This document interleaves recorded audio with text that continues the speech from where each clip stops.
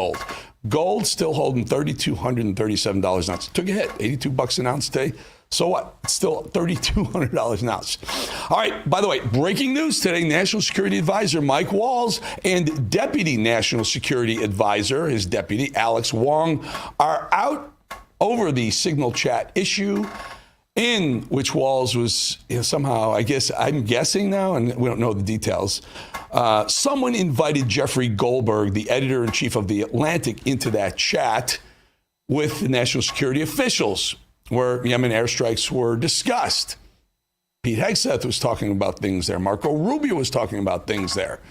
President Trump just announced that Mike Walls will be taking over as the United States ambassador to the United Nations. Secretary of State Marco Rubio will be the interim national security advisor. We're going to delve into this later, but my guess is because they got rid of the deputy national security advisor but kept Walls, made him ambassador, it was probably the deputy who leaked that to Jeffrey Goldberg, and they had to get rid of him.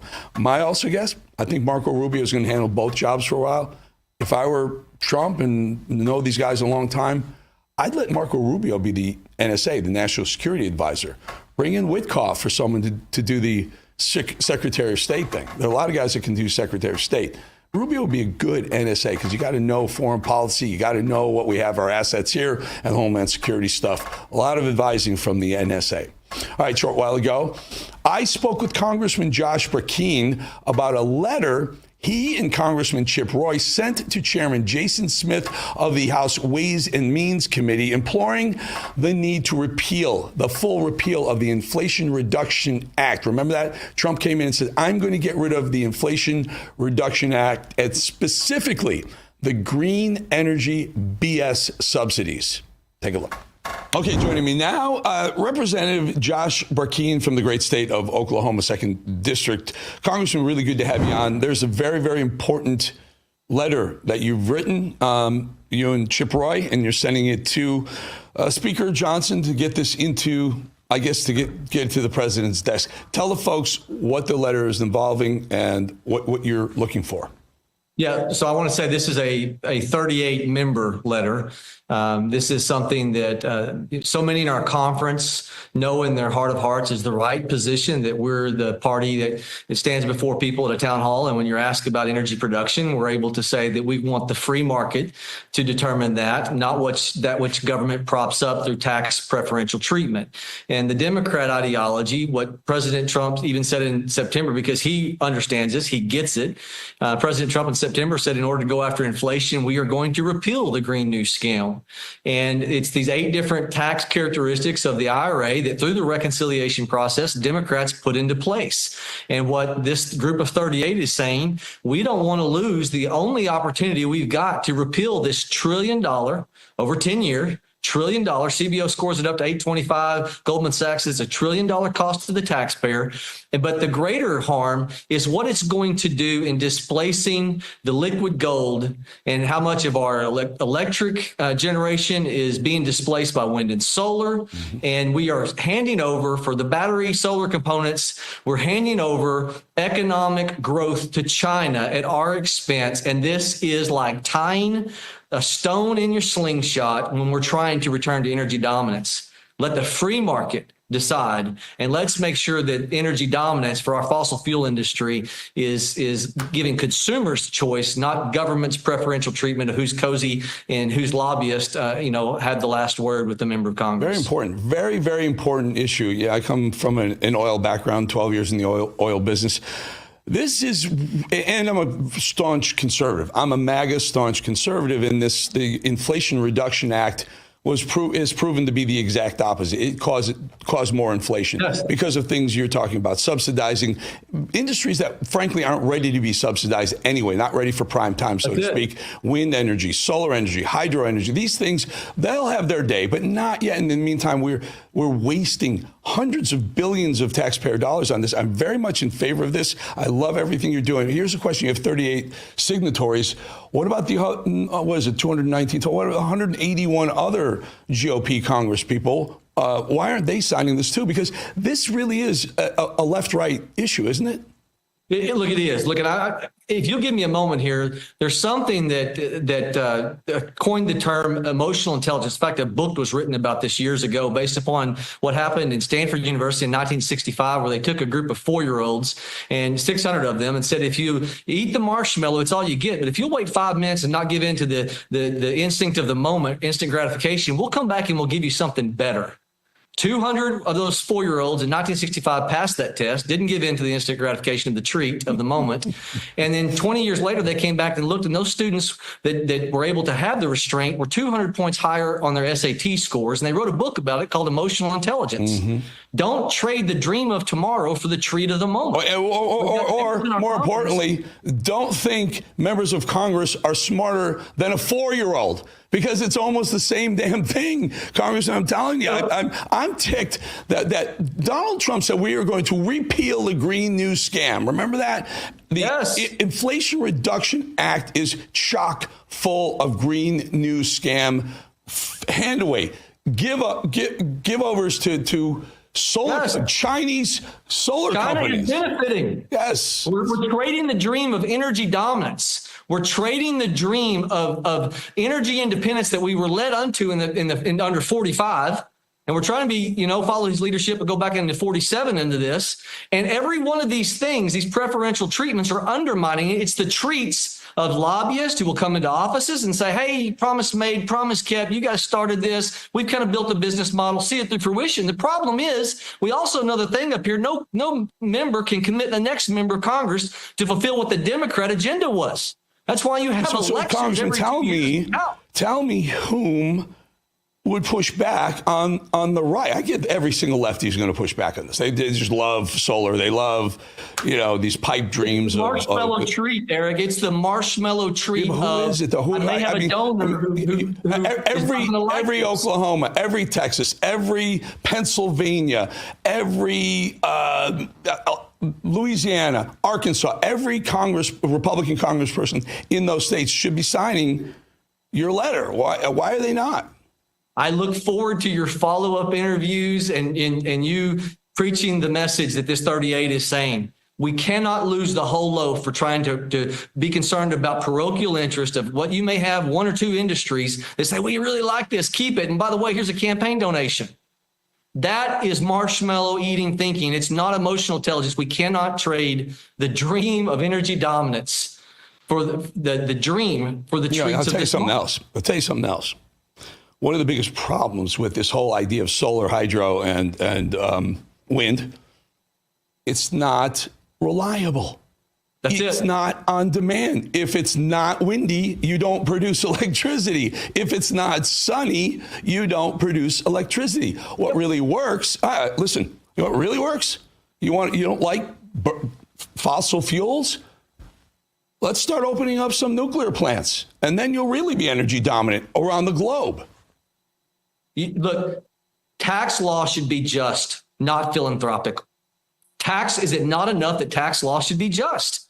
Why do we feel like and that is not a Republican position to do preferential treatment. The Republican position is we don't take from the many to give to the few. We don't do that. We let the free market determine scarce allocation of capital. And that way, then the consumer chooses that which is reliable, that which is going to be there, that which is the lowest cost for the long term. That's the solution. Are some of these deals? Are some of these things the reason why people aren't jumping all over this thing? You get the full caucus on your side because there are some negotiations going on with the budget that they're trying to get through, push through now, and the tax cuts. Well, this is if we'll fully repeal. President Trump is all in favor of a full repeal of this. If we repeal this, it helps our balance sheets. It helps us implement all the things that we need to do for physical barriers. I'm on Homeland Security. Well, we passed out a committee to be able to do physical barriers, 700-mile physical barriers. There's $1 trillion over 10 years if we'll repeal these. Say that again. Benefit the leftist elite. Say that again. Let's put a dollar amount. How much is earmarked? $1 trillion of tax preferential treatment, tax credits, some of refundable tax credits. You don't have to owe a dime in taxes. And yet we pay you for production, not because you have a tax liability, because we send you a check in the mail because we like what you do, thus says government. That is taking from the many of us as Americans and giving to the few who are politically well-heeled, well-connected. Yeah, well, Congressman Josh Burkeen, again, I'm all about it. I love what you're doing. You're an energy guy. You're from an energy state, but you're also Freedom Caucus, free markets, free to get government the hell out of business. That's what we really, really do. I had a business in the dirt moving business, and I've been on pads. I've been in the free market, and what people are frustrated by is the government injecting itself, whether it's regulatory, advancement that is needless, or it's picking winners and losers in the tax code. And everybody wants to know, why can't there just be fairness even in the tax code? I agree. All right, sir, we're going to bring you back and let us know how this proceeds. Representing Josh Burkeen from Oklahoma. Thank you. Appreciate your time and great work. Thank you. All right, folks, we'll be back in 2.5 minutes.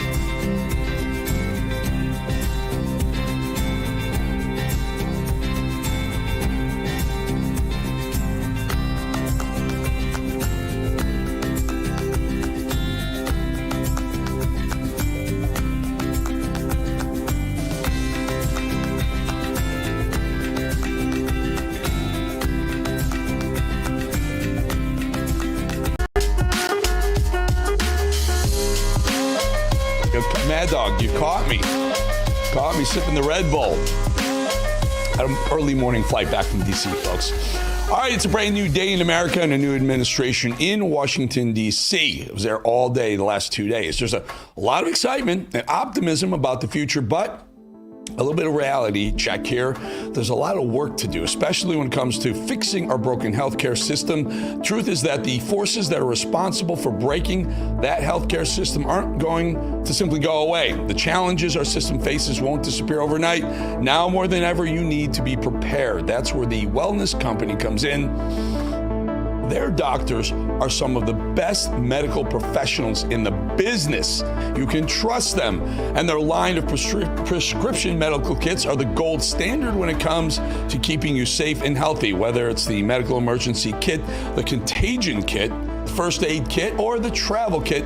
These prescription kits contain an assortment of life-saving medications and guidebooks to assist in the proper use of those medications, from the flu to strep throat, from COVID to the bird flu, from a trip to the beach to a trip overseas. You want the wellness company with you. They have a prescription kit designed to keep you and your family safe. Make America healthy again starts at home. Do your part and protect the health of you and your family. Go to www.twc.health/voice today and order. That's twc.health/voice and use the promo code VOICE. Save 10%. All right, well, we almost made it through the whole week, one whole week, without any mind-numbing stupidity from, remember that lady Kamala Harris, former VP and failed presidential candidate, has had nothing but time on her hands since November, and this week she apparently decided to spend some of that free time on the internet. Here she is talking about elephants for some reason. In fact, please allow me, friends, to digress for a moment. Okay. It's kind of dark in here, but I'm asking a show of hands. Who saw that video from a couple of weeks ago, the one of the elephants at the San Diego Zoo during the earthquake? Google it if you've not seen it. So that scene has been on my mind. Everybody's asking me what you've been thinking about these days. Well, you want some more Cammy word salad? Well, Lady Kamala did leave a minute during her very important remarks to take a few shots at the man who demolished her in the presidential race. This next clip may seem like more of the same from Kamala, typical disoriented rant with no clear point or purpose, but try and focus on that tone, Kamala seems angry about something. Listen. but sadly, we have seen quite the opposite over these past few months. Now, I know tonight's event happens to coincide with the 100 days after the inauguration, and I'll leave it to others to give a full accounting of what has happened so far. But I will say this. Instead of an administration working to advance America's highest ideals, we are witnessing the wholesale abandonment of those ideals.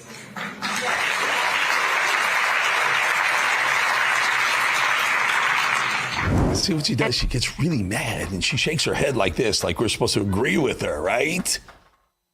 More Kamala. Of course, Kamala made sure to give her verbal support to Senator Chris Van Hollen, you know, the idiot who's obsessed with deported gang members, bringing them back to the United States. She also had some nice things to say about Senator Cory Booker's recent work, another Democrat moron, who has been all over the headlines lately for his in-your-face antics and loud but pointless accusations. Kamala basically gave a round of applause to any leftist making destructive, divisive noise right now. Well, here she is, shouting out the deranged leftist lunatics who followed her lead in dragging the Democrat Party right through the mud.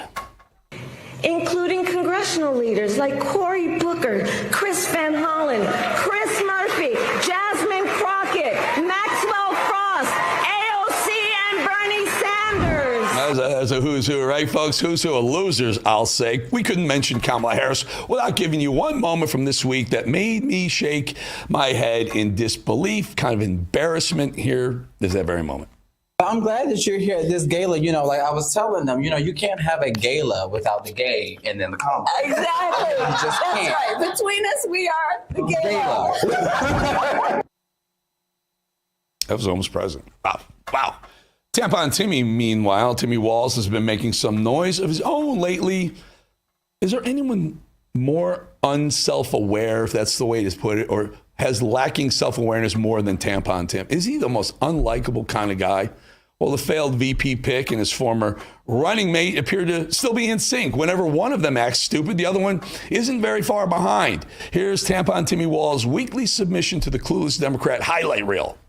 To improve people's lives. But I also was on the ticket, quite honestly, you know, because I could code talk to white guys watching football, fixing their truck, doing that I could put them at ease. I was the permission structure to say, look, you can do this and vote for this. And you look across those swing states, with the exception of Minnesota, we didn't get enough of those votes. So let me get this straight, Tampon. You were picked as vice president because you could code talk to white guys watching football, fixing their truck. When you said you were a hunter, you couldn't load your own shotgun. And by the way, it was your policy to put tampons in boys' bathrooms in the state of Minnesota. That's why you were picked to talk to those guys? They're out of their minds, folks. Can you believe that we're now in May? Today is May 1st. Isn't it May Day somewhere? Jamie Raskin is still lying about Kilmar Abrego Garcia. He was arrested and swept up and flown out of the country to El Salvador as part of the government's dragnet campaign against Tren de Aragua. But he had no criminal record. There were no outstanding criminal charges against him. And he had no association with any criminal gang. And yet he was sent to the dictator of El Salvador because he has a tattoo on his right arm, which was mistakenly associated with Tren de Aragua. What would it be of this Democrat roundup if we didn't put one of the biggest losers in Congress, Eric Swalwell, up for a little bit of observation? The president deported a 4-year-old American citizen with cancer, stage 4 cancer, took him away from his American citizen father and his American cancer treatment. People just wanted cheap eggs. And now you're deporting kids with cancer. We are so far off course from where the American people wanted this administration to go. Was this about the economy, eggs, deportations, or cancer? I have no idea. More cluelessness from the left comes in the form of, Jasmine Crockett, couldn't leave her out, who apparently had no idea that other countries have been sending their people to the United States. And she's a Texas congresswoman. As far as I'm concerned, you randomly kidnapping folk and you throwing them out of the country against their civil rights, against their constitutional rights. And frankly, how would they feel if some other country decided that they were going to just start throwing people randomly in our country? Like that is absolutely insane. So yes, all I got to say is y'all need to get these fools out of here. Oh, goodness gracious. Well, that's about biggest losers I've ever. Remember that show, The Biggest Loser? I'm not sure. I think all you, Kamala Harris, Swalwell, we just need AOC in there. Hey, Mad Dog, do you have that soundbite? Do you have that clip ready to go? I have a show that's launching tonight on X. Elon Musk and a group, Mario Nafal on X, put together a group, and we're doing shows, and there's a show that's launching tonight. The first show, it's called On the Ground. We're going to go behind the scenes. We're going to get you into areas we've never seen before. The first episode is the launch episode of the show. Will be a literal NASA/SpaceX launch. Mad Dog, you got that clip? Yes, sir. Let's play it. Let's show them, give them a piece of that. Every story has a beginning for us. It begins right here in the middle of a pitch black starlit night just a few yards from a launch pad. Attached to it, a smoldering rocket awaiting its final countdown. All eyes lifted skyward as fire and thunder carry a crew towards the stars. This is the debut of On the Ground, a series built on presence, on proximity, on bearing witness to moments that shape our world. From war zones and natural disasters to scientific breakthroughs and space flight, we will bring you closer to the human pulse behind the headline. On the Ground, we go where the stakes are highest and the access is rare.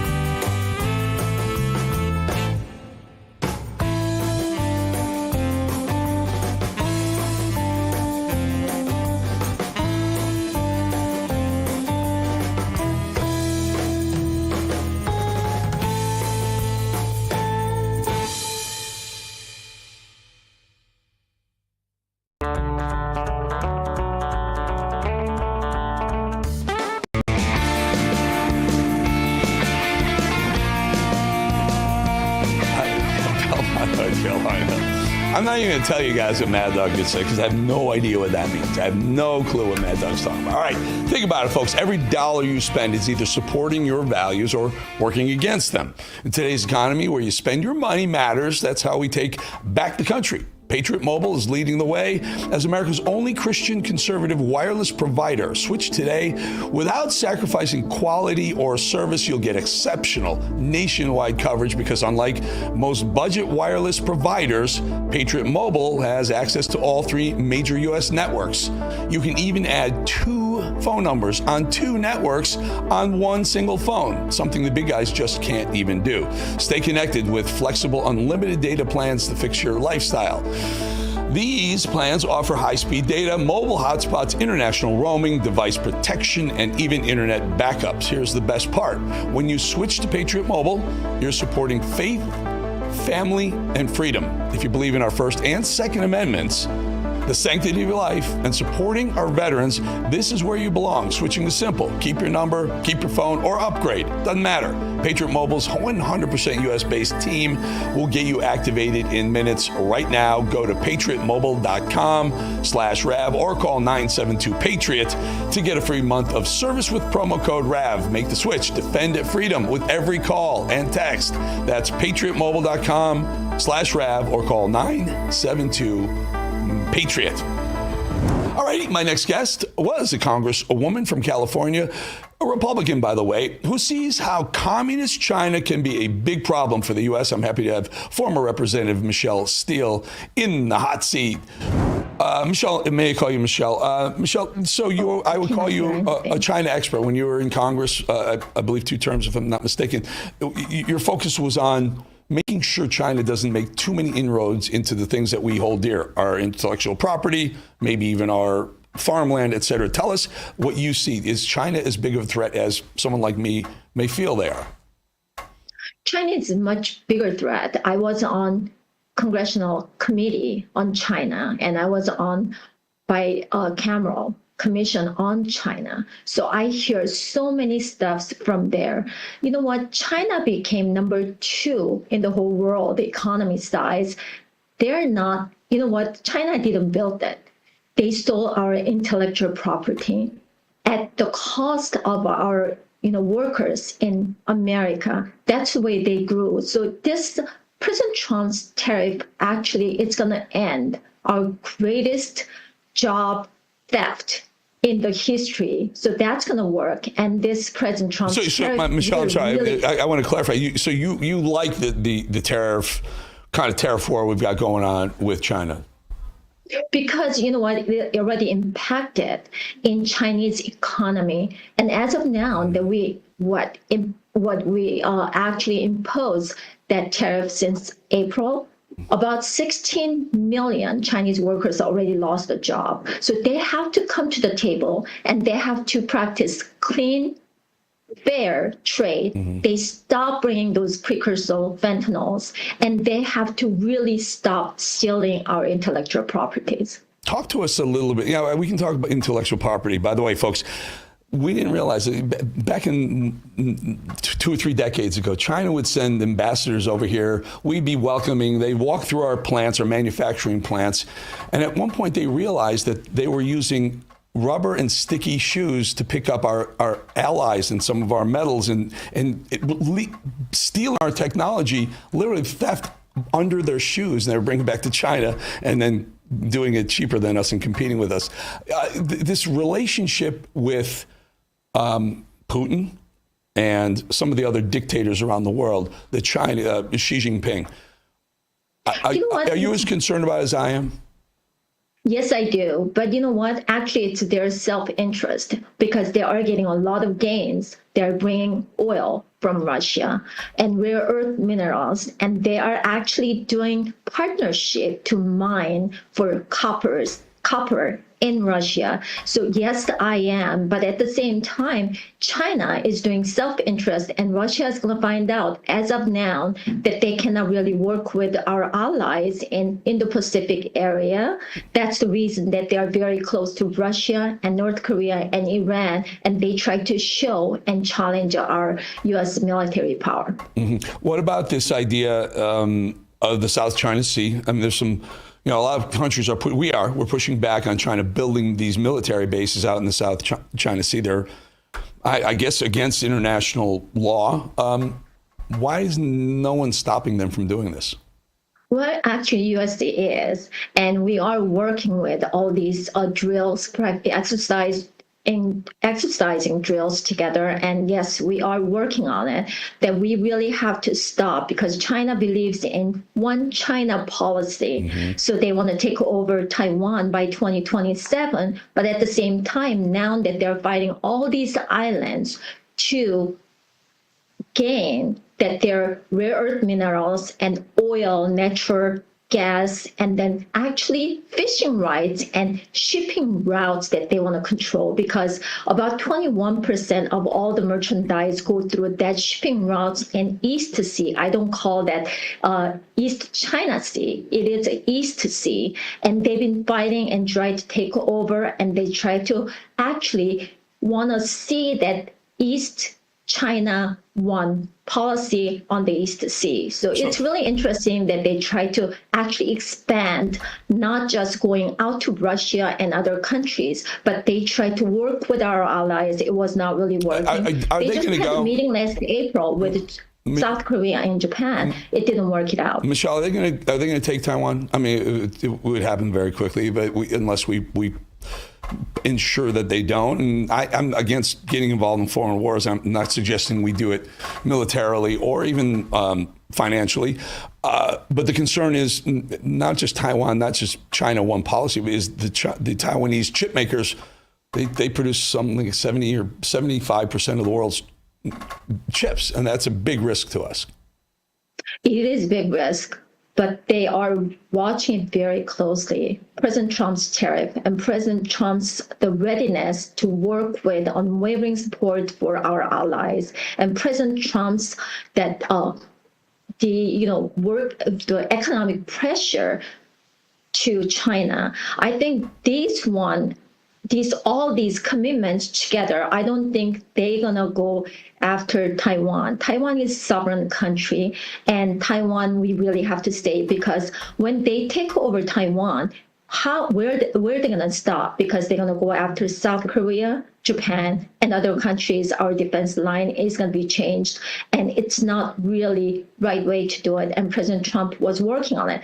That's why I call that President Trump's China doctrine for these three things that limit Chinese economic power, and then we stop China going after all these Indo-Pacific countries, and then his commitment to economic pressure and military the readiness. And this is really helpful. Michelle, and I really like what President Trump's been doing. Are the Chinese people happy with Xi Jinping? I mean, he's a dictator for life, I guess, or a leader for life, self-appointed. Are they happy with the way? Because China's struggling. The economy's slowing down. They're having birth rate issues. There's a lot of issues in China. They're happy with this guy? You know what? We never saw any protest until 2022, 2024, it's getting out there. So you know what? Chinese people are not trust Xi at this point, and especially after that tariff, their economy is really impacted.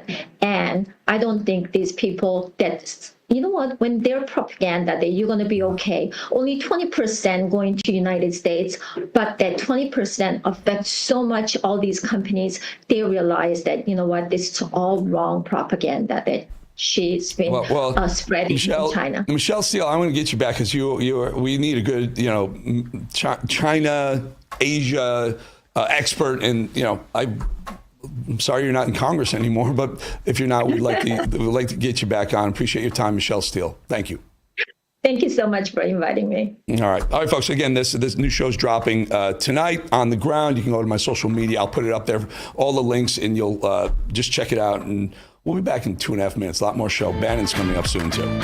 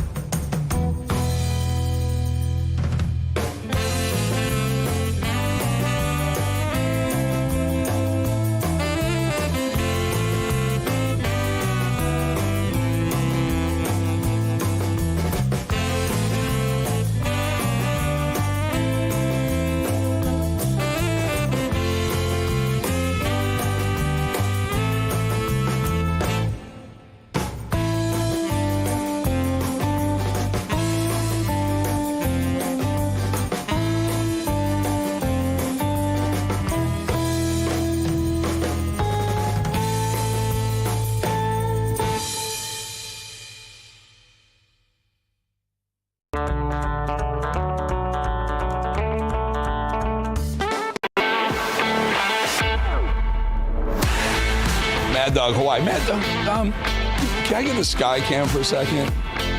So he busted me. We showed the sky cam, saw my Red Bulls. My wife just texted me. She's like, what do you drink your Red Bull for? You're going to get her. Baby, I was up at 5 in the morning to get the flight to get back here. All right, I'm sorry. Let me get this straight. So Democrats, the Democrat guy, trying to impeach president, this new guy, all of a sudden is bubbling up. This guy's trying to impeach Trump, left 170 animals, including beagles, to die in his now defunct pharmaceutical lab in New Jersey.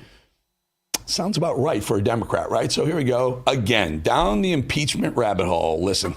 Of course, we should never take impeachment off the table. We should never take where we see law breaking. We should never take accountability off the table. And I don't think that we should be, promising anything. AOC never meant impeachment of Trump that she didn't love. Here we go again. Trump's a Nazi and a fascist totalitarian, wasn't working. Calls for violence against Tesla and Trump and right-wingers and MAGA wasn't working. Now I guess it's time to the old faithful. Let's impeach. Some guy that I'd never heard of. John James, is he a congressman, this guy? He said, ladies and gentlemen, I am going to start the impeachment of Donald Trump. What the hell did I do? Here we go again. They have learned nothing. And now this formerly unknown, now known, but soon to be unknown again, Congressman Sri Thanadar filed for impeachment of President Trump over the deportation of an MS-13 gangbanger who abused his wife, not once, not twice, but several times. This is Congressman Sri Thanadar. Donald Trump has already done real damage to our democracy, but defying a unanimous 9-0 Supreme Court ruling, that has to be the final straw. It's time we impeach Donald J. Trump. The court said the wrongfully deported Kilmer Garcia must be allowed to return and receive due process. Trump ignored it. He ignored the Constitution. He ignored the very checks and balances that keep our democracy intact. All right, hey Ben, Mad Dog in the control room. Just re-rack that. Just give me the first 10 seconds of that guy. I thought it was like Jimmy Fallon from SNL doing a skit. Just give me the first 10 seconds of that, can you? This is Congressman Sri Thanadar. Donald Trump has already done real damage to our democracy, but defying a unanimous... It's this guy, Sri Thanadar. Okay. All this over an illegal immigrant gangbanger. Yes, Garcia is a gang member confirmed many times over, even by courts. Yes, he abused his wife several times. And now we find out that more than once, there's more. And it's even worse than we thought it was. Turns out that his wife actually filed a second protective order in 2020 against the MS-13 guy that got deported, El Salvador guy. Says he made murder threats against her and that she was worried for her own life and the lives of her children. But sure, Democrats, keep on loving this guy the way you do. So before I come back to this ridiculous attempt at impeachment against Trump that no one should care about at all, it'll go nowhere. This whole thing is an exercise in typical Democrat bull. We should almost always we always do find out that the Democrat kicking up the dirt at President Trump usually is the one who's got plenty of dirt of their own. And this dirt bag is one of them. It's some Anthony Fauci level disgusting crap.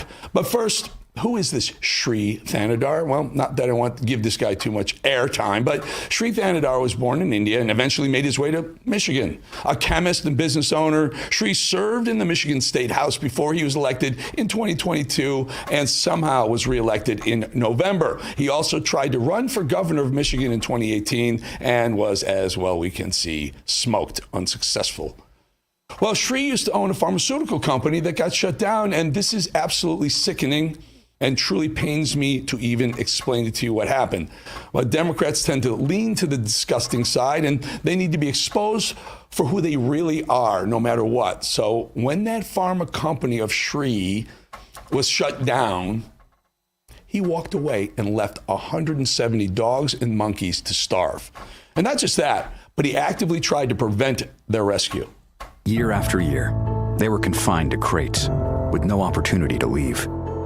Sri Thanadar got rich running tests on dogs.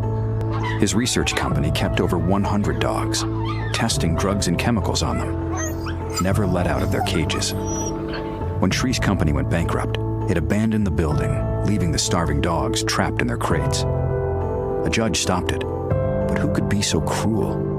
Tell Sri Tanadar. Fortunately, it ends well, despite Sri Tanadar's every effort. The pups were rescued. Today, we rescued 120 beagles from a lab in New Jersey that had gone out of business. And some friends of ours at an animal rights organization in New York City went and freed them. Thankfully. But seriously, what's in the water over in Michigan? They elect squad member and terrorist lover Rashida Tlaib, and animal abusers are apparently okay with them too. I don't care what side of the aisle you're on, but something's actually humanly, fundamentally wrong with you if you're voting in animal abusers to represent you and your children in Congress. But wait, there's more. Isn't there always?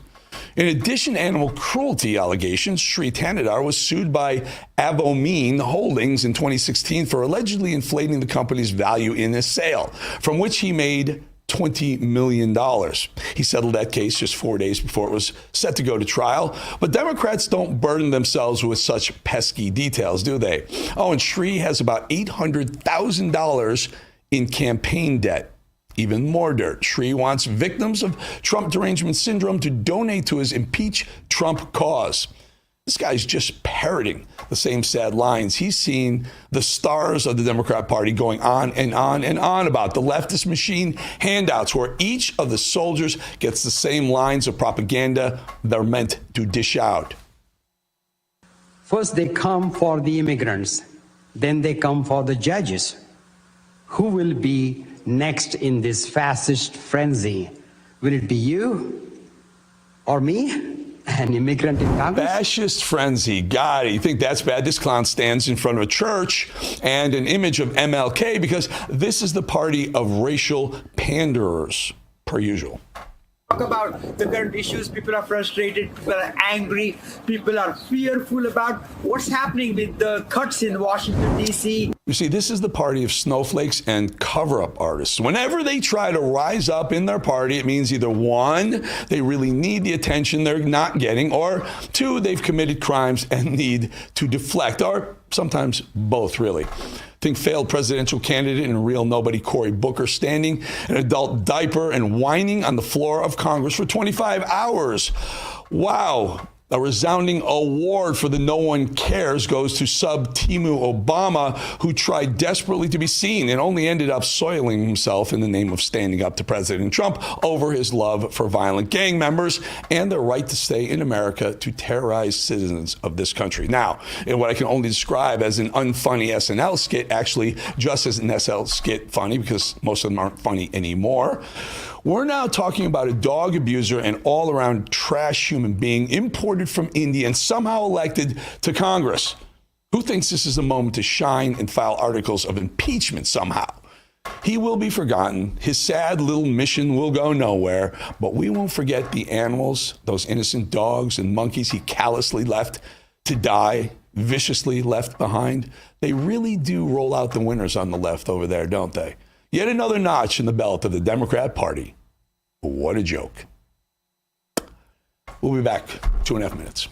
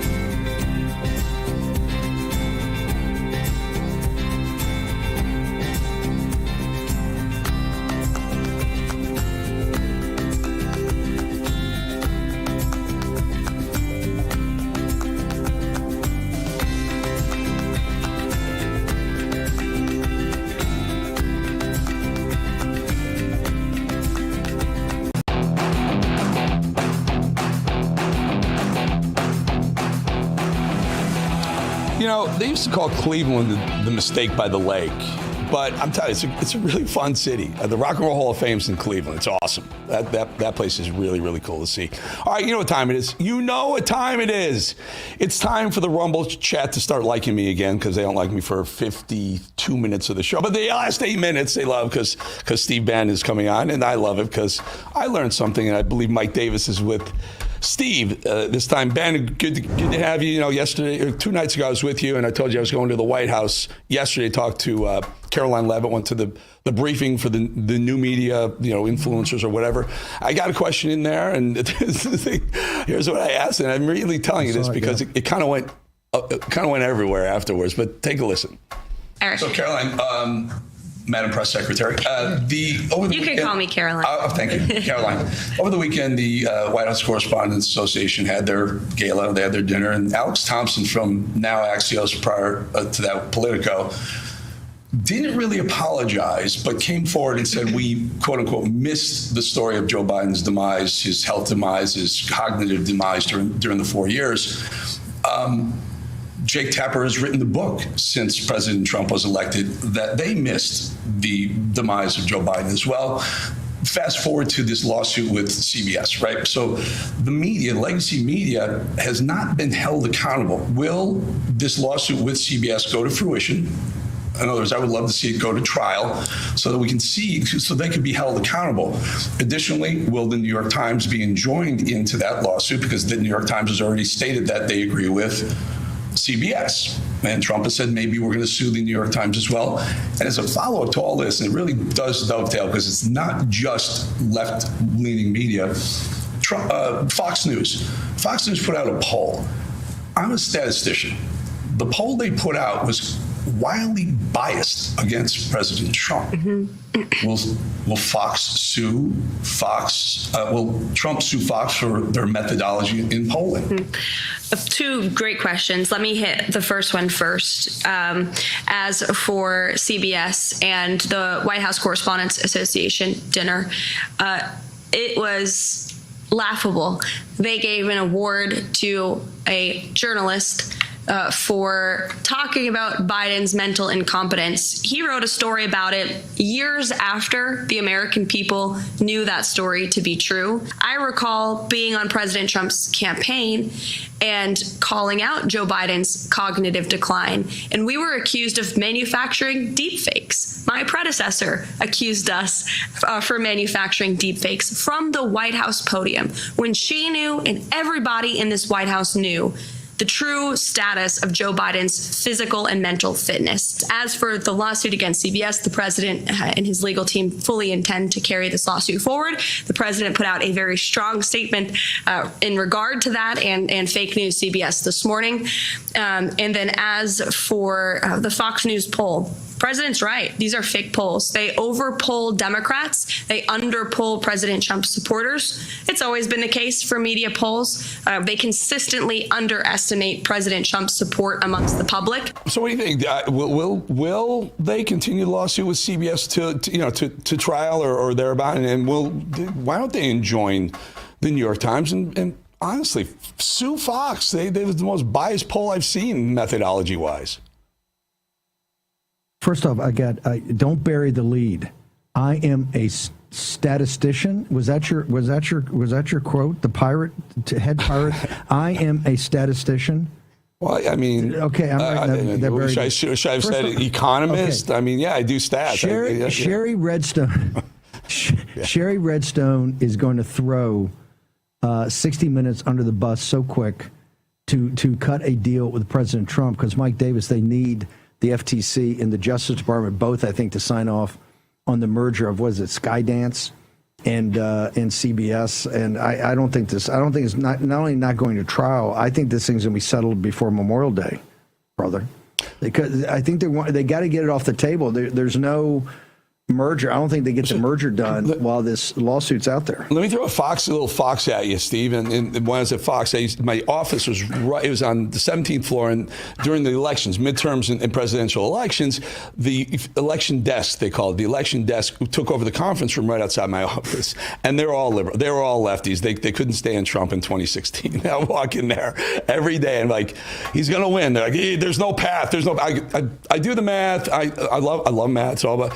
There's a path. He's gonna win, guys. I just played with their heads. But here we are now, 2025, and they're still playing around with undersampling Republicans and pro-Trump people for some stupid reason.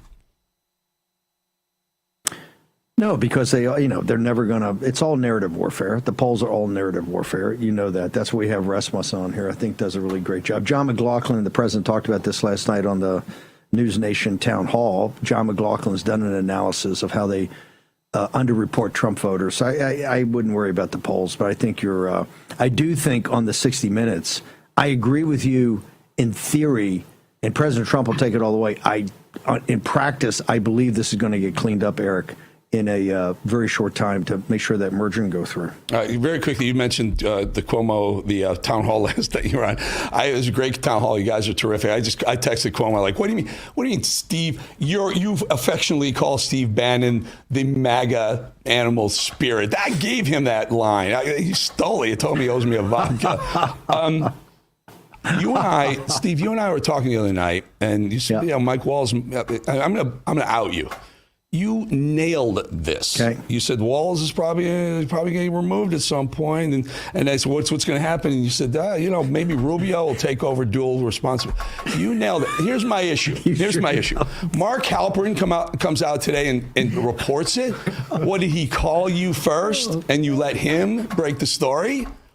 Wow, you got good info. No, I had nothing to do. I was just thinking. I was just spitballing with you. I was just thinking out loud. Oh, you're just lucky. just some pure luck.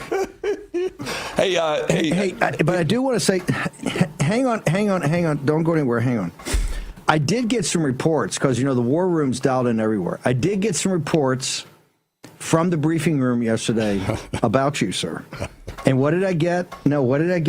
And I thought that we had worked this through. I thought the Rumble chat had worked this through with you. You're sitting in the briefing room and you're bitching and moaning about the tariffs. We need zero tariffs. Why are we doing this? I heard my phone was blowing up. Wait a minute. They said, what's the story with bowling? Time out. This matters. Who told you that? Oh, I know. I got it. I know who told you. I'm not saying. I know exactly. He's probably coming up on your show later. I'm guessing. Maybe coming up on the show later. Well, I don't know. Maybe. Listen, Ben, next. You're amazing. Again, I learned. I should have. I don't know. Everything we talked about on Tuesday night is somehow happened. It's wild. It's awesome. Anyway. But hold it, Eric. Before you go, what do you think of the move of Waltz to United Nations, particularly to Rubio? The first time since Henry Kissinger that this has happened. Yeah, I think for me and you and I both know these guys, all these guys very well. If I were Trump, I'd like let Rubio take over the NSA and bring Witkoff in and let him be the Secretary of State. Why not? Whoa. Now, okay. I got it. I like that. I'm going to duly note that one. Well, so I just have to judge your response to see if I'm right or not, because if you go, that sounds like a good idea, it's going to happen. Very interesting. Very intriguing. We'll get back to you on that one. Eric Bolling, thank you so much. Love doing the handover every day. Me too. Pretty historic today, ladies and gentlemen. The first time since Henry Kissinger in the Nixon administration, I guess forward, when he was both Secretary of State and National Security Advisor. Nixon wasn't crazy enough to do that to him, or allow him to do that. We got a great cold open. Mike Davis is in the house. We've got a lot to talk about the war and posse and what you achieved here in the last couple of days. Jack Basovic is going to join us, but let's start with the breaking news. Let's go to the cold open. We're bringing back religion in our country, and we're bringing it back quickly and strongly.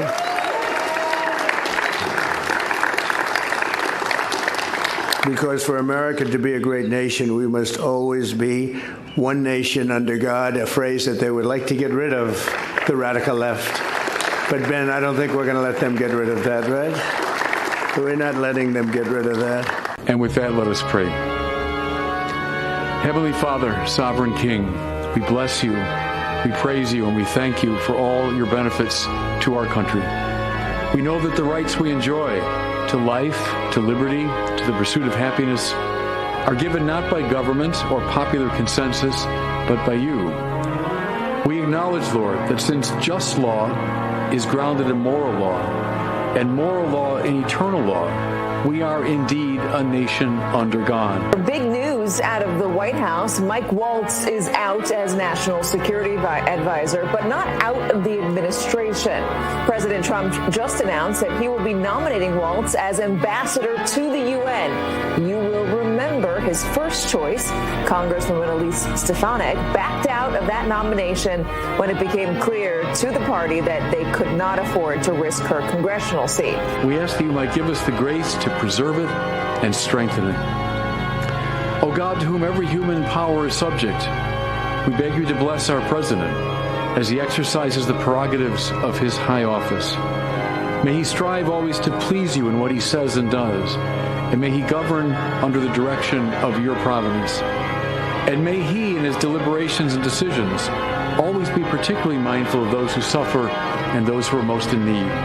But arguably the bigger news here is that the new NSA is going to be Secretary of State Marco Rubio, taking on, at least temporarily, a dual role a la Henry Kissinger during the Nixon administration. So how exactly is that going to work? We make these prayers in the name of Jesus, whose resurrection from the dead we celebrate this Easter season, and who is Lord forever and ever.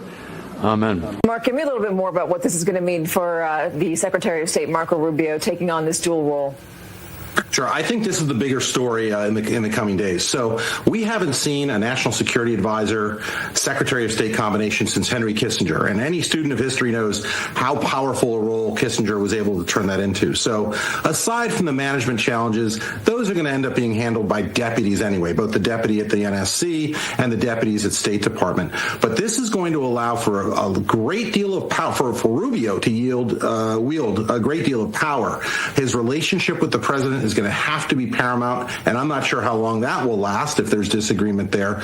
But one of the concerns I have is that you don't get that back and forth in the interagency, and we haven't really seen a foreign policy crisis yet, and I wonder what's going to happen if we have one. And I want to take everyone back to 2003 and think about if Secretary of State Powell had also been the national security advisor, what a difference that could have made in the decision to go to war in Iraq. So this dual-hatted thing is very consequential and is going to have tremendous implications, especially when Marco Rubio goes to the Hill. Is it National Security Advisor Rubio, who legitimately has a great deal of executive privilege to shield him from questions, or is it Secretary of State Rubio?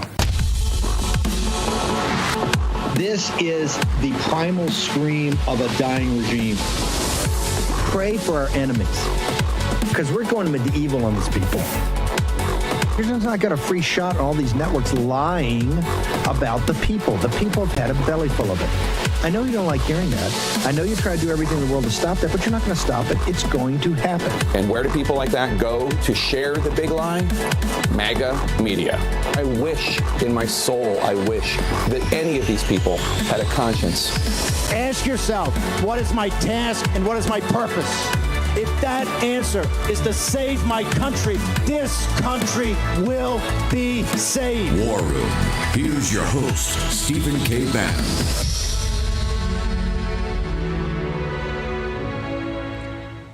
Thursday, 1 May in the year of our Lord 2025, the afternoon, early evening edition of the War Room. Jack Posobiec joins us. Mike Davis, the Viceroy, is in the house. We got a lot to go through in little time to do it. I want to go Poso first. Did anybody, by the way, anybody in the War Room posse, anybody get the subtle nature of the cold open? That was subtle. You think it was subtle? No, I don't think that was subtle. It was that subtle. Poso, I want to see. Poso, did you get it? Did you pick up the subtext? looking for some, and I think if you listen very closely, you could hear just a little bit. Just a little bit. So, Posobiec, tell us what went on today. We've talked about this a lot. President Trump made some pretty big changes over the National Security Council and State Department with his team. He also put out, in fact, if we can get to Poso or get it up, I'll talk about in a second, a pretty big Truth Social comment about the Persians and their oil that we'll get to in a second. Your thoughts overall? The Rubio, and I want to correct her. It's Jerry Ford's administration. Ford allowed him to be because he had bugged Nixon forever to do it. Nixon was adamant that Kissinger, because all of Watergate started with the plumbers trying to plug the leaks going to the New York Times that turned out it was coming from Henry Kissinger, right? So Nixon never really trusted the guy. Poso, your thoughts today? Well, Steve, actually, what you just mentioned there about the Iran Truth post from President Trump, it's not a separate story. It's not a separate story at all from these changes that have gone on, the consolidation of the foreign policy and the intelligence collection and national security superstructure of the United States. It's all intrinsically connected because the MAGA agenda, the American First agenda, what I came on this program this morning to talk about, has always been one of peace through strength, of leverage, of no new wars, but then ultimately negotiations. So there's a carrot and a stick approach for sure, but it's a carrot and stick that doesn't involve having bombers fly off from Diego Garcia to hit sites in Tehran and Natanz. No, it's been this idea of America first. That's what President Trump said for 200 plus political events last year. So coming out and saying, look, we've got Wickoff over there. That's good cop. So that's the carrot. The carrot is the deal. That's the dangle. But then on the other side, you get Trump himself saying, or there's going to be sanctions not just on Iran, but any country that's involved with purchasing, which would include, hold on, wait for it, the People's Republic of China, who, as I mentioned this morning, is the #1 customer of the Iranians. So all of these things, and the media wants to put it and act like this is all happening. Well, there's one vertical here, and Besant's another vertical, and Israel, Gaza, et cetera, and Houthis. It's not separate. It's not separate. It is one global chessboard, and this is Trump's grand strategy to move the pieces to where he sees fit. Are you telling me that you think that the neocons continually harping on some sort of military intervention in the Persians' nuclear program is what drove it? And this is why it's so important President Trump put the truth. You can't have verification of their nuke program. You have to take it apart brick by brick, but you cannot do that with a military invasion. You have to do that with economic warfare. That is, cut the frickin' oil off. It blows up the Chinese. Take a carrier battle, get 2 of them in the Red Sea. Just move one slightly east, right outside the Straits. As a young naval officer, I was in that lovely water, right? Slate gray, hot, miserable. When you're off of Persia, you think you're off of the mountains of the moon, right? It's a very desolate place down there. Put it right there. Stop every ship that comes out. They say they ship 1.5 million barrels a day to the Chinese. That's a lie. It's about 2.5. And so stop them all and turn them around and send them back. Poso, thoughts? Look, Steve, and there was a piece as well, and take it with a grain of salt because it was from The Guardian that was talking about some of the guarantors for Iran's nuclear program and looking at the technical details of this. By the way, one of the individuals who's been talked about, a great scholar from Hillsdale as well as a member of Claremont, Michael Anton, has also been a name that's been talked about for being the technical lead on the Iran negotiations. Well, this piece out of The Guardian was talking about who would they bring in as the guarantor of the fissile material, or potentially, we don't know exactly how enriched this material is for the uranium, but the guarantor could potentially be the Russians. So remember, under the Obama-Iran deal, it was the Europeans. The Europeans would come in, the French would come in here and there, and they would go down to Natanz, and they would take a look at the reactors. But this time around, it would be similar, by the way, to what was done with Syria and the chemical weapons back a decade plus ago in 2013, where Russia would come in and be the guarantor. So right there, you already have this idea that there's a connection between the Iran negotiations and the Russia negotiations, potentially bring Russia in as a guarantor on that nuclear program. Because, as I've said, it's all about the leverage that Russia has on Persia that they've had for years, because, of course, that's their backyard. Poso, great work. I know you did the whole show today. Thanks for bouncing on here and getting up to every time we've got to go to national security, we want to go to you. Where do they go for your social media, sir? Of course, we're up on X, we're up on Truth Social, Human Events Daily, Spotify, Apple Podcasts, wherever you can get it. And folks, understand, these are all intrinsically connected. They are not separate verticals. If you're listening to media or cable news that is telling you that, oh, this is one piece and that's another piece, they don't get it because they can't see the big picture. Inextricably linked. By the way, is there any truth to the rumors bouncing around there that you would have been named today Deputy National Security Advisor if you had not gotten into a street fight with Jamie Raskin and his thugs the other day? This is Poso. You can't let him out. He's meeting Tanya Tate for dinner. He's outside. Goes back to Poso. He goes back to Poso like 5 years ago. He's a street thug looking for fights during the pandemic, right? Or Poso. Poor Jamie Raskin sitting there. He's got a little bullhorn. He's got about 5 people around him. Of course, a bunch of union thugs. How many guys did Jamie Raskin send to jail again? 1,000 under the Gen 6 committee, 2 of which I seem to remember being one was a former contributor to this show, and one of which, oh yeah, that's right, the host Stephen K. Bannon himself. No, but I haven't heard about that, Steve. But what I've heard is that Senator Tom Tillis, and I'm sure Mike Davis is going to talk about this, is holding up the confirmation process of Ed Martin to be the U.S. attorney for the District of Washington, D.C. to prevent or potentially go after people who perpetrate crimes such as, assault at Union Station. So I'm sure the Article 3 project, and I actually know for a fact the Article 3 project is already hot on this with Tom Tillis. Hey, real quickly, social media, where do people go? At Jack Posobiec, Human Events Daily, Podcast, Spotify. Thank you, Jack. Appreciate you. Is it Tom Tillis? You were dropping a bombshell here on a Thursday afternoon? Well, let me ask this. How the heck did I miss a fight? What's going on here? No. You did. In fact, it was the other day when you were here. Poso's going to get, he's going to get picked up from dinner by Tanya. He's walking over Union Station, and Jamie's out there. Raskin's out there with the public unions, the guys that are getting laid off by Doge. And he's got a little bullhorn, and he's doing his little Jamie Raskin thing. And all of a sudden, Poso goes, "Screw you! You lost every And next thing you know, they're hitting him with signs. They're punching him, and Poso's punching back. Wow! I missed a fight. This is amazing. I know. How did we have a fight on the Capitol Hill and Mike Davis, the Viceroy, miss it? Yeah. Tom Tillis, Ed Martin is the man. That is a warrior. Is there any truth to that rumor? There is truth to the rumor. Ed Martin is a good man. He's Trump's D.C. U.S. attorney. He got nominated for the full job. Tom Tillis is in cycle. This is like political suicide in North Carolina. Ed Martin's the man getting it done. People are saying, hey, I don't know if Pam and Cash, I don't see the arrest. Ed Martin's lining them up. I mean, Ed Martin's getting it done. Crime's down 25% in D.C. because Ed Martin's... Crime's down 25% in the Capitol because he's arresting the right guys, right? That's right. Unbelievable. Okay, sure. Hang on. Viceroy's with us in the house.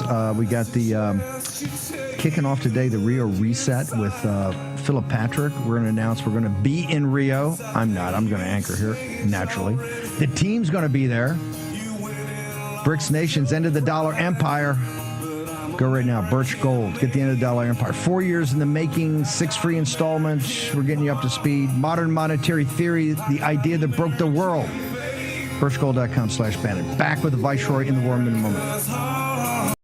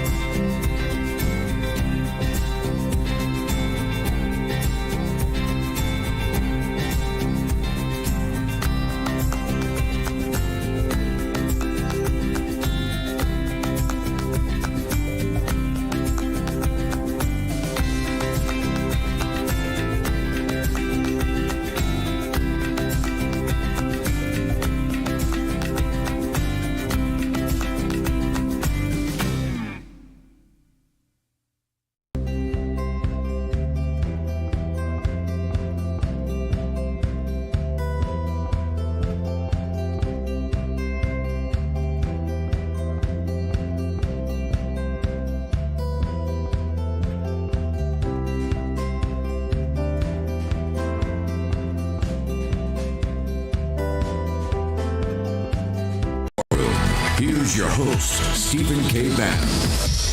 Okay, Mike Davis has been extremely busy. I really want to thank him for coming by. I want to go back to Ed Martin. Ed Martin was Schlafly's right-hand man. This guy's a great guy. In fact, their office, what it used to be his office, is right here, perpendicular to the war room. Ed is a fantastic guy. And I'm telling you, that rat's nest over at D.C., because folks, you understand, D.C., everything's a federal crime, right? There are no, local crimes because it's a federal territory or district. Martin has done an incredible job, and he's the guy to go after the deep state, all of it. That's why they don't want... they wanted to do a formal process. Now they're going to do these. To know that Tom Tillis saying he's not going to vote for him at committee, are you telling me we won't get at a committee? Ed Martin would not get out of committee if Tillis is going to vote against him. So I hope that people... I want to do a Article 3 project on this. Yeah, Let's do it right now. So everybody, and folks, my phone's already blown up for you folks in Carolina. I know that you guys... In Carolina is another situation like Texas and Florida. It's MAGA. But the elites down there just run the deal like they want to run the deal. Yep. And Tillis is considered like one of the worst. So what do they do now to support Ed Martin for U.S. attorney in the District of Columbia? What do they do now? They go to article3project.org, article3project.org, and you take action. And one of the action items is you click on the Ed Martin action item, and it will patch through phone calls to both of your home state senators and tell them to vote to confirm Ed Martin for D.C. U.S. Attorney. Ed Martin's brought down crime 25% in the last few months. That's a big change in D.C.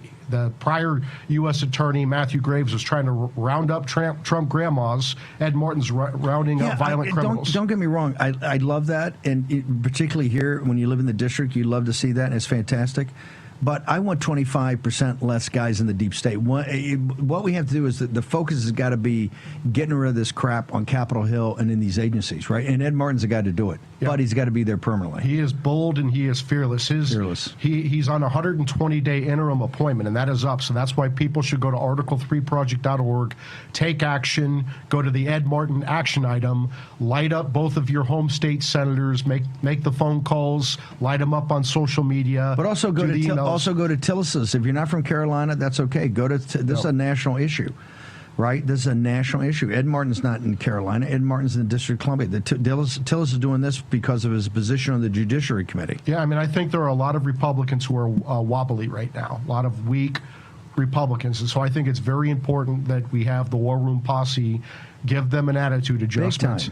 Big time. To make sure that Ed can get through this process. He's a good guy. Particularly, this is like a Gates, and this is like a Pete Hegseth.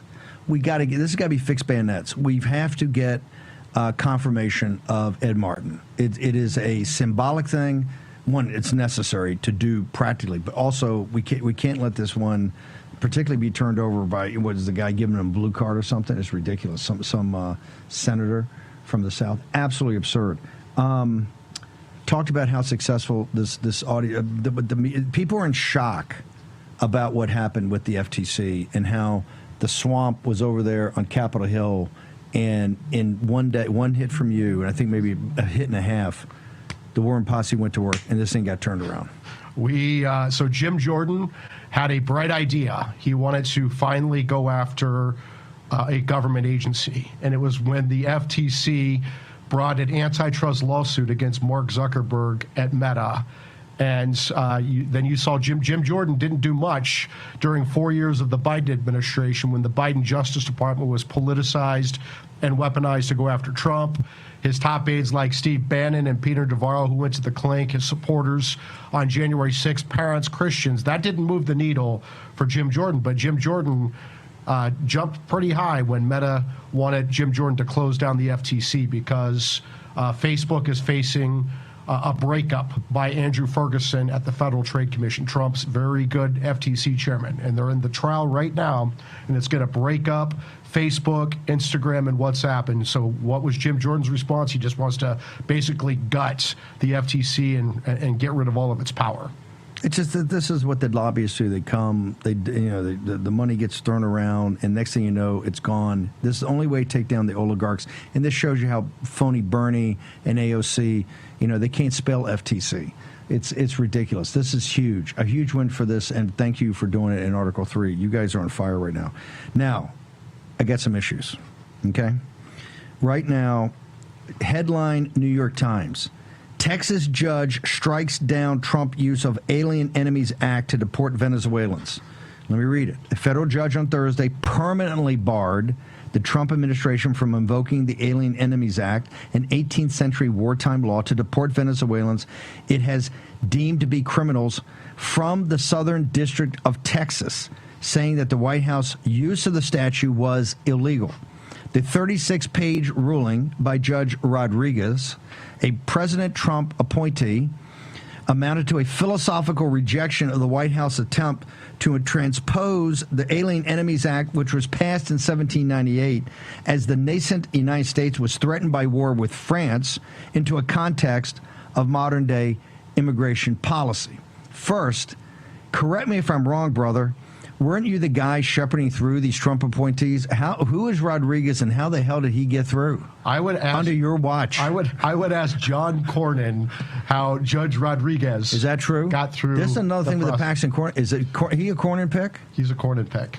He's a Cornyn pick. You do understand this is about to blow up? Oh yeah, because heads in the White House are blowing up on this right now. Yeah, I mean, I don't know how the hell these judges think that they can tell the President of the United States that he cannot expel terrorists from our country, whether the President does it under the Alien Enemies Act, which he has the absolute statutory authority to do, or if he does it as Commander-in-Chief under Article 2 of the Constitution. So that's what President Trump should say is okay, Judge Rodriguez, you think the President can't expel terrorists? He said permanently, but this is not an injunction or TRO. This said permanently barred the Trump administration. Yeah, this guy went for it. That's under the Alien Enemies Act, and if that's a lawless order, it's not following Supreme Court precedent. But if you're going to say if the President can't expel terrorists under the Alien Enemies Act, the judge permanently barred the Trump administration. I hear you. Yeah. What I'm saying is if this judge is going to tell Trump he can't expel terrorists under the statute, do it as Commander-in-Chief. Hang on. And I'm not a lawyer, and I don't try to pretend to play one. You do a great job. But here's my point. I brought up, and I'm saying, here's where we're going, brother, because we're playing patty cake with these guys, and now everything you said is going to happen's happened. Now you got these local judges, they're coming in, and they ain't giving TROs and injunctions. They're saying you're permanently barred, you can't use it. They're ripping you apart, and they're your guys. Okay, the guys you picked. This shows you how infested with radicals these law schools are, these big law firms, guys like Cornyn, right? They don't think like populist nationalists. President Trump's done this Commander-in-Chief. I'm just saying, brother, the suspend habeas corpus. Lincoln did it. Grant did it. FDR did it. We're going there. I know you dismissed me like you crazy man. That we're going to get to the point because this is going to go to the Supreme Court. They're going to back these guys. You know that's happening. ACB is like she wrote this, right? They're going to do it. And so then we're going to have to go back to, President Trump is now the new Abraham Lincoln. Just suspend habeas corpus in a wartime measure. If the President of the United States, the Commander-in-Chief, cannot expel designated foreign terrorists who are working with an enemy state like Venezuela, and that's exactly what Nicaragua is doing, we no longer have a country. And if you have a federal judge who thinks he has the power to stop the president from expelling these designated foreign terrorists working with an enemy states like Venezuela, our judiciary has lost its legitimacy. Would the logic here to be expedite going to the appellate court on this and get to the Supreme Court as quickly as possible? Is this the one they will take? I think the Fifth because this is not Boasberg trying to turn a plane around. This is exactly, I guess, where you sent the planes from. Yeah. So now they got the right location? Yeah, I mean, I would say this. I think the Fifth Circuit needs to reverse this ASAP because this is lawless and this is dangerous by these activist judges, whether they are Trump-appointed or Obama-appointed. There's no way in hell the judge can tell the President of the United States he cannot expel terrorists. Okay, I'm going to make a prediction here. That I've said the convergence. I said the convergence of these crises. One of them being this constitutional crisis about this very topic. So here's where I think it's going to happen: the 10th anniversary of President Trump coming down the escalator is 15 June. It's 15 June, I believe, 15 June of this next month. This whole thing's going to converge at the Supreme Court in either that day or in the lead up to those days. On the 10th anniversary of Trump basically coming down and saying, okay, and it was in 7th place. And at the end of that, and what was he talking about? Illegal immigration, deporting people. It's the first thing he talked about. The nation's head blew up. No politician had ever talked like that. He went from 7th to 1st, and he never looked back. He was always first. Dr. Ben Carson came close one time. But Trump never was tied, never got caught up, because he came down that escalator and talked to the American people like they knew someone had to talk to them like an adult. And this thing's hurtling to the Supreme Court, and we're going to see. But I tell you, what he's going to do is because they're going to back these guys up. ACB is going to back them up. John Roberts is going to back them up. The appellate court is going to back them up. And then we're going to start over. And what President Trump's going to do is suspend habeas corpus as a wartime measure. So the president has no higher constitutional duty than to secure our border and to expel an invasion. And that's exactly what Trendy Aragua and MS-13 are doing. They are working with our foreign enemies to sabotage our country. And if the president can't do it under the Alien Enemies Act, he needs to do it as commander-in-chief under Article 2 of the Constitution. And good luck to a judge trying to tell the president he can't do that. What will he do there? Suspend habeas corpus? Just expel them under Article 2. And I would say to what's a technical way? I mean, how do you actually do that? You say I'm the commander-in-chief. Get on a plane. If you look at the Federalist Papers, the president can expel a sudden attack, and that's exactly what's going on with Trendy Aragua. We're going to put Juan on a plane and get him the hell out of our country. Okay. Can you stick around? I just need you for the start of the next block. I really appreciate you coming by, and you did a great job on shepherding this guy through. But I love the way we blamed it on Cornyn. There's two guys, Tillis and Carolina and Cornyn. They're both awful. I guess it's the semi-official endorsement of Ken Paxton, right? I think this was the Bannon pick in Texas. God. And not just that, you got from the president's thing, but you appoint a guy, some nobody, you appoint him, get him in there, and next thing you're 36-page opinion. Short break. Back in a moment.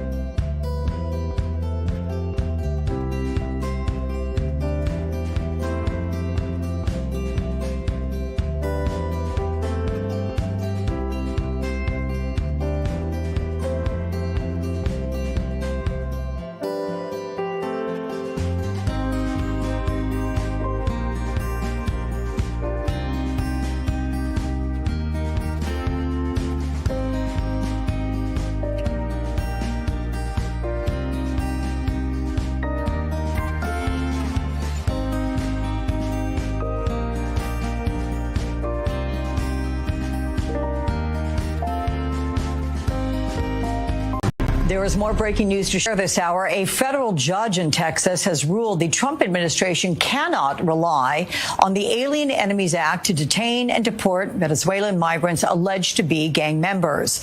The ruling says the administration's use of the 18th century law exceeds its scope, but the government can rely on another law. It's the Immigration and Nationality Act to remove those who engage in criminal activity. Joining us now, NBC News senior Homeland Security correspondent Julia Ainsley and former U.S. Attorney Joyce Vance. Welcome to you both. So, Julia, what does this ruling from the judge in Texas mean for those who've already been deported under the Alien Enemies Act and for anyone currently in detention? Well, it has definitely more of an impact on those currently in detention. As we know, the administration tried to deport more people more Venezuelans to El Salvador just in the last 2 weeks before they got an emergency halt from the Supreme Court.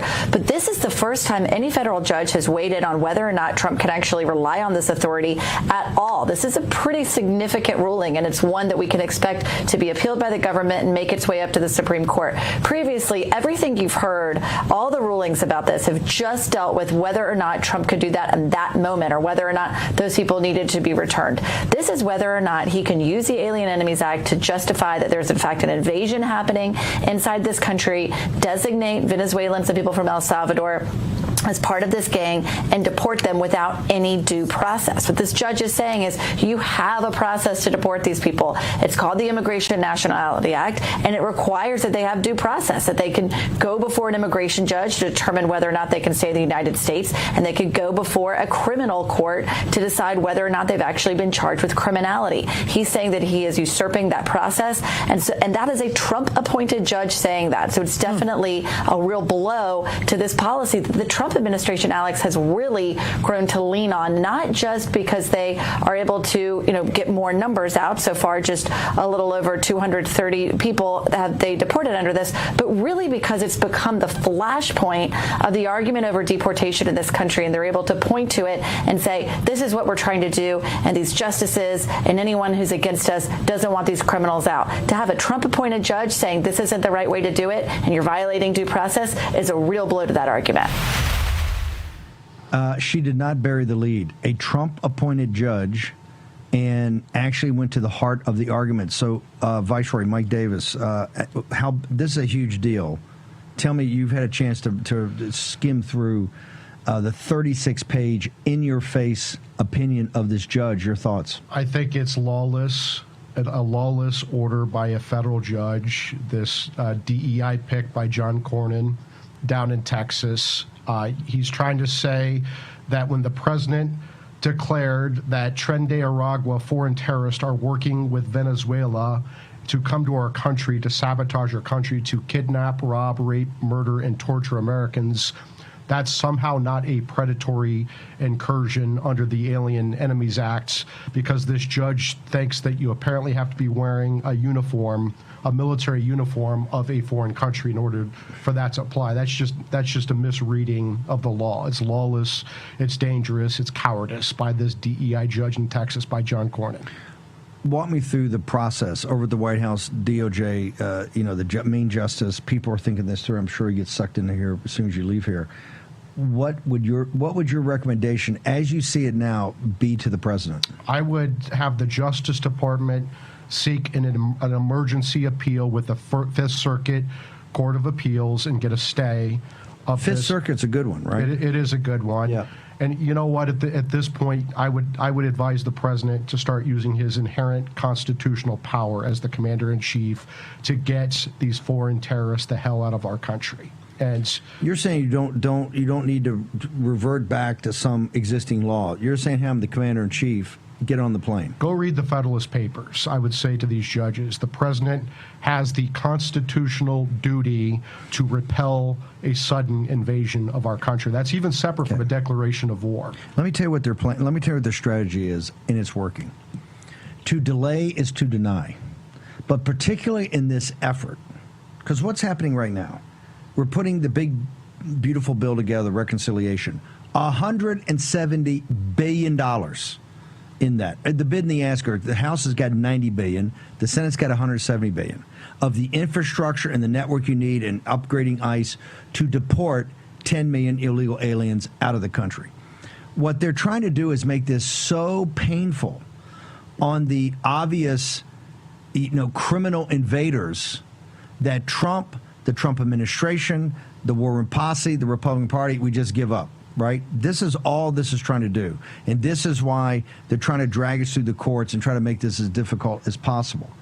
Given that this has a bigger political context to it, what is your recommendation to the president? I think that the president and Republicans in Congress need to start punching back politically against the federal judiciary. And I would say to John Roberts... Against the federal judiciary. I would say to John Roberts, who thinks he's the commanding general and has an illegal injunction on the president of the United States, an unconstitutional injunction with 6 of his lieutenant generals on the Supreme Court from Good Friday, where the president is enjoined from expelling foreign terrorists. Somehow the Supreme Court did this without a district court ruling, without a Fifth Circuit ruling, without a Solicitor General brief, without any basis in the law. They used the All Writs Act. I would say to the Chief Justice, John Roberts, once the federal judiciary loses its legitimacy, it loses everything.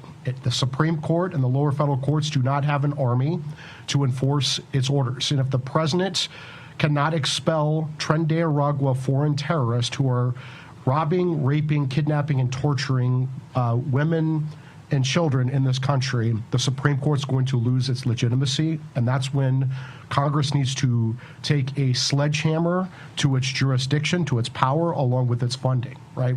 This is unacceptable. This is a red line.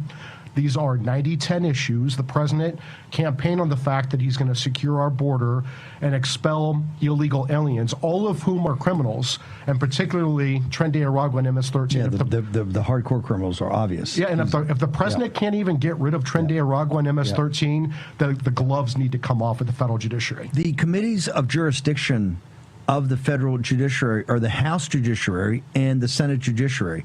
We're now in this huge, over the next 30 to 45 days, 60 days, working through the budget. What is your recommendation? Because I want to send people to Article 3 project. What is your recommendation to the committees of jurisdiction? It's amazing to me that House Judiciary Chairman Jim Jordan wants to gut the FTC when the FTC's in trial against Meta, but I don't hear Jim Jordan doing anything to hold these activist judges accountable when they are violating Article 3 of the Constitution. They're violating their judicial power. They're not exercising judicial review. They're exercising judicial sabotage. Where the hell is Jim Jordan? Like, we have an assault by activist judges. This is a crisis. We're hurtling towards a constitutional crisis. We are absolutely going to head to a constitutional crisis. And if the president cannot expel terrorists, we need to say to hell with the federal judiciary and close it down. Repeat that, because I think we just made. I think you just made some news. Repeat that, sir. If the president of the United States cannot expel foreign terrorists, then we need to say to hell with the federal judiciary and close it down. Where do people go to Article 3 to get up on the rampart, sir? Article3project.org, article number 3project.org. You can follow us on social media. You can donate. The most important thing the posse does is take action. An action item that needs to happen right now is you need to call on your representative and 2 senators to take $2 billion out of the federal judiciary's $10 billion budget because the Supreme Court let Judge Ali piss away that money. By the way, Judge Ali, we just found out, became a citizen 4 weeks before he, I just saw it the other day, 4 weeks before he became I think this was, it was a citizen or final citizenship. He's still a Canadian citizen. Yeah, still a Canadian. Article 3 Project. Article3project.org. $2 billion out of the 10, so they come up with 8. Yeah, if these judges want to, if they want to take off their judicial robes and climb into the political arena, expect political counterpunches. Ed Martin, you go to Tom Tillis or your senator, even go to your congressman too. Let's get a firestorm going on this. It's unacceptable. We got to go on offense of this. Mike Davis, thank you so much. I know you're very busy. Thank you for dropping by. Appreciate you, the Viceroy. Historic day. Marco Rubio is the Secretary of State and the National Security Advisor. Hasn't happened since the Ford administration with Henry Kissinger. And, of course, a blockbuster ruling right before Mike Davis walked in here about the deportations of the criminal element of the 10 million invasion force. Now we got Philip Patrick. Philip, we're putting out today, I'm honored, something we've worked on tremendously, the Rio Reset. This is the road to Rio. We're going to have an entire crew down there in Rio de Janeiro on July 6th. for this incredible BRICS meeting. Tell us what's going to go on Rio, and let's talk about. We're going to put up there a new installment, totally free. That Philip Patrick and myself, Philip wrote the foreword, I wrote the introduction, and both of us worked with his staff to work through the others. What do you got for us, brother? Yeah, very excited about the special edition of the End of the Dollar Empire series, Rio Reset. It's all about global reserve currency status. So this is very, very topical. We talk about what it means, what it's worth, and why exactly it's so crucial to U.S. economic dominance. I personally am very excited to go to Rio beginning of July. This is going to be a big meeting. Officially, it's a working session between bureaucrats talking about economic cooperation. Unofficially, though, the BRICS leadership are expected to announce major advancements in their shadow financial system, essentially a 21st century alternative to the existing dollar-denominated system. Insiders are hinting now at a coordinated push to link the various systems that BRICS have been creating over the last decade, things like mBridge and BRICS Pay. The goal here, broadly, is to make a dollar-free sort of international payment system and transactions more easy and possible at scale. So it's starting to happen, and I think this meeting will be the formal announcement. Hang on for a second. We've got an entire new installment. We want you to go through, give the history of it, why it's important, all of it for the Rio Reset. Give me that again. What do you think can come out? Your inside baseball is telling you what when you talk to your sources. What's going to happen here?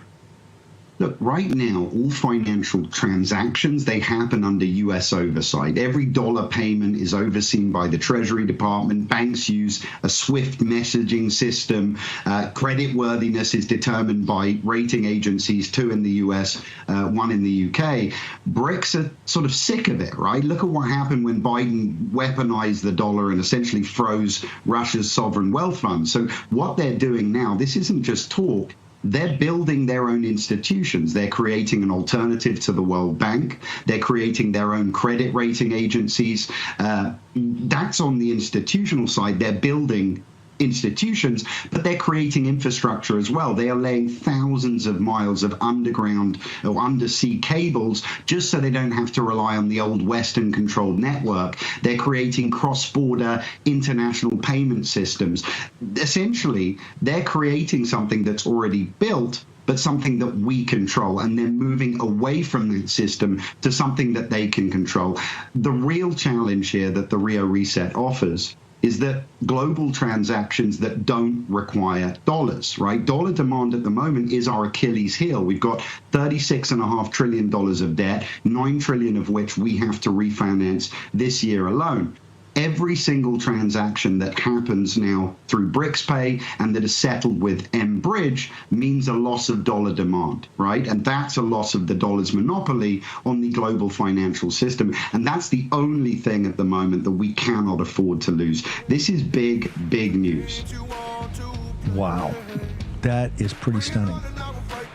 We're going to take a short commercial break. Also, take out your phone and text Bannon, B-A-N-N-O-N, at 989898 to get the ultimate guide. This is totally free. Ultimate guide for investing in gold and precious metals during the era of Trump. Do it today. And you also get to be introduced in a relationship with Philip Patrick and his team over at Birch Gold. Short break. Back in a moment.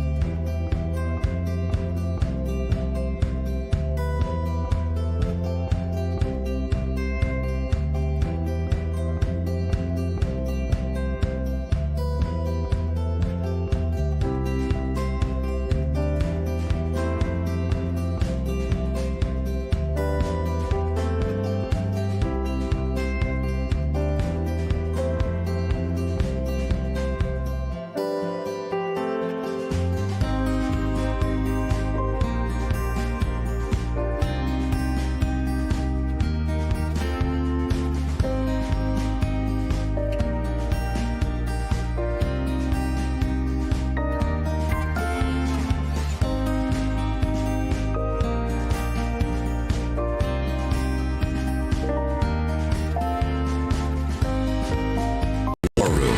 Here's your host, Stephen K. Bannon. Also, I want to put the Truth Social post from Trump back up.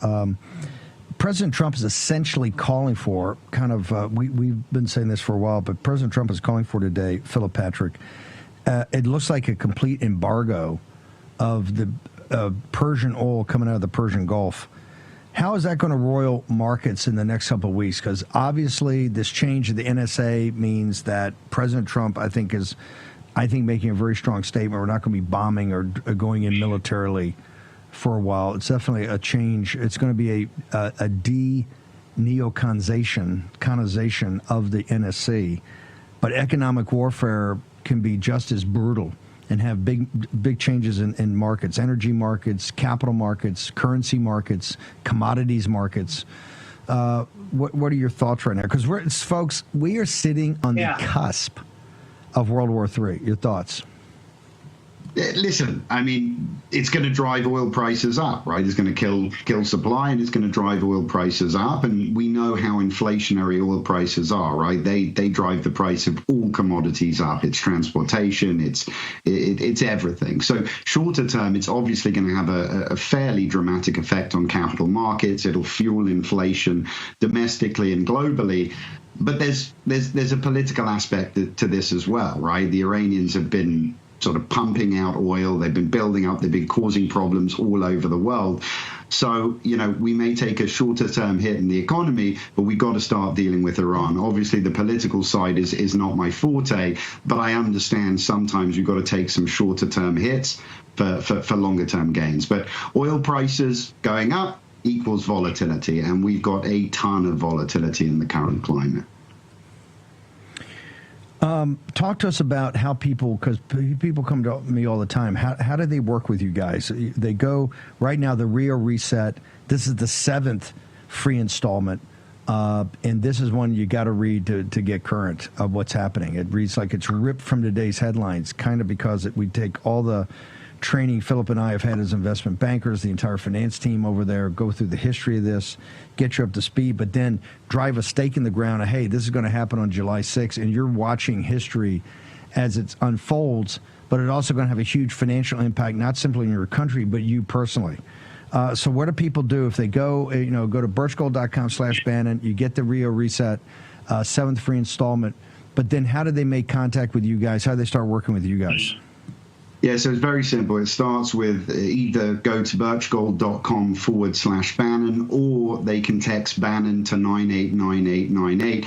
That gets them access to information. And Steve, I have to say, that's why I'm so thankful that you've allowed me this platform, because people have to understand how important this is. It feels sort of big and, somewhere else, but it affects our everyday lives. This is a very important fight, and it's one that we have to win. So people need to get educated, right? Bannon to 989898. Get the information. From there, they can contact us, they can call us, reach out. You'll have people like myself that are there to explain everything to them, fill in any gaps, and ultimately help them to protect against it. And that's where precious metals come in. But information for me is the most important part. The more informed people are, the better decisions they can make. So Bannon to 989898 and get the Rio Reset installment. Read about it, learn about it.